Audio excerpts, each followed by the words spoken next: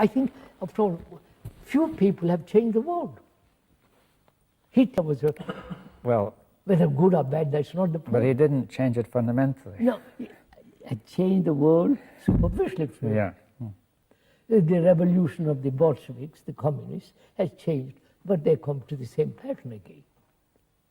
Physical revolution has never changed psychologically human state. Well, do you think it's possible that that say a certain number of brains coming in contact with mind in this way will be able to have an effect on mankind which is beyond just the immediate obvious Yes, effect of their right. communication? That's right. I mean, obviously, whoever does this may communicate in the ordinary way, and that have a small effect. But now this is a possibility of something entirely different, right? See, how do you, I've often thought about how do you convey to all this rather subtle and very complex issue, how do you convey all this to a person who is steeped in tradition, who is conditioned and won't even take time to listen, to consider? Yes, well, that is a question. You see, one point you could say is that this conditioning cannot be absolute, an absolute block, or else there would be no way out at all. But the conditioning may be thought to have some sort of yes, permeability. I mean, after all, the Pope won't listen to us. But the Pope has tremendous influence. But is it possible that every person has something he can listen to if it could be found? If he takes little patience, yeah. who will listen? The politicians won't listen. The idealists won't listen. The totalitarians won't listen. The deeply steeped religious people won't listen. So perhaps, sir, that's the whole point. So-called ignorant person, not highly educated and conditioned in his professional career, money, the poor man who says, I'm suffering, please let's end that. Well, but he doesn't listen either, you said. He wants to get a job, you know. Yeah, of course. He said, feed me first. We have been through all this for the last 60 years. The poor man won't listen, the rich man won't listen, the learned won't listen, and the deeply dogmatic religious believers don't listen. So that perhaps it's like a wave in the world, it might catch somebody. I think it's a wrong question to say, does it affect? Yes, all right. We say that brings in time, and that's becoming, a cycle. It brings in the psyche in the process of becoming again. And but if you say it must affect mankind. Well, but are you proposing that it affects mankind through the mind directly rather than? Yes, yes. That we're taking very seriously this. It may not show immediately in action. Yes, you're taking very seriously what you said, that the mind is universal and is not located in our ordinary space. Yes. Is not separate. It is not. You see, sir, there is a danger in saying this. Mind is universal. That's what some people say, the mind. And it's become a tradition. Well, you can turn it into an idea, of course. Yeah, of course. That's just the danger of it. That's what I'm saying. Yes.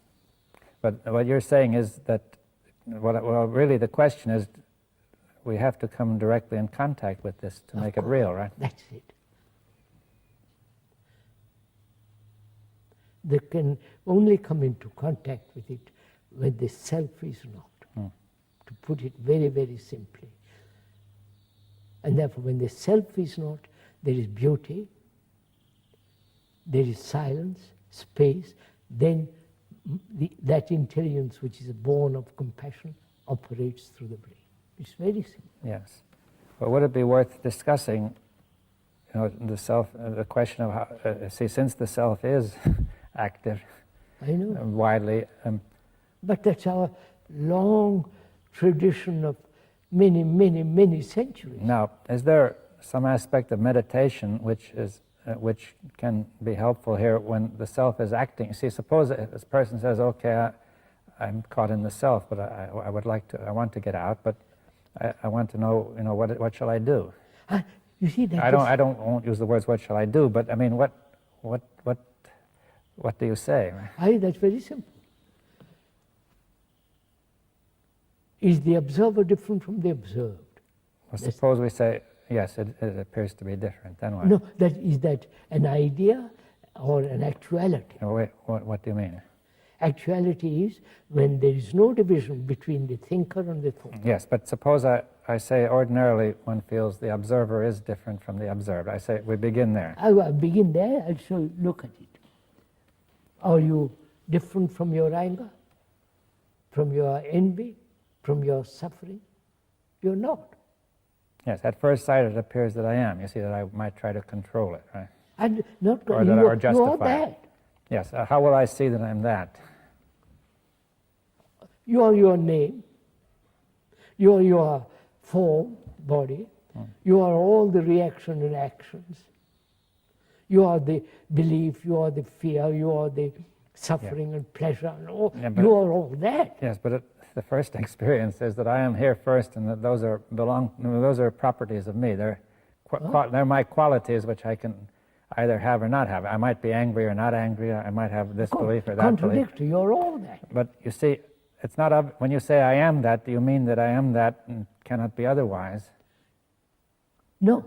At present, you are that. It can be totally otherwise. Yes. Okay. So I am all that, rather than saying, as I usually do, that I'm looking at those qualities. That's it. At least that I, the observer, I admit that I am anger, but I feel that I, as the observer, am not anger, but I'm an unbiased observer who is looking at anger. Of course. Now you're telling me that this unbiased observer is the same as the anger he is looking at. Of course. Of course. Like I analyze myself, and the analyzer is the analyzed. Yes, he's biased by what he analyzes. Of course. So if I watch anger for a while, I can see that I am very biased by the anger. Yes. And so at some stage I say, okay, I am the same. I am one with that anger, right? Not I am one with it, you are. I am. But that anger and I are the same, right? Yes. One. Observer is the observed. And when there is that actuality exists, you have really eliminated altogether conflict. Conflict exists when I am separate from my quality. Yes, that's because if I believe myself to be separate, then I can try to change it. But Change it, since I control am it. that, it's that trying to change itself and remain itself at the same that's time. Right. That's right. But when the quality is me, the division has ended.